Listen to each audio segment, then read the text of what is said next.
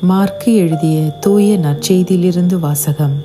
அக்காலத்தில் இயேசு 11 தோன்றி, உலகெங்கும் சென்று படைப்பிற்கெல்லாம் நற்செய்தியை பறைசாற்றுங்கள். நம்பிக்கை கொண்டு திருமுழுக்கு பெறுவோர் மீட்பு பெறுவர், நம்பிக்கையற்றவரோ தண்டனை தீர்ப்பு பெறுவர். நம்பிக்கை கொண்டோர் பின்வரும் அரும் அடையாளங்களை செய்வர்.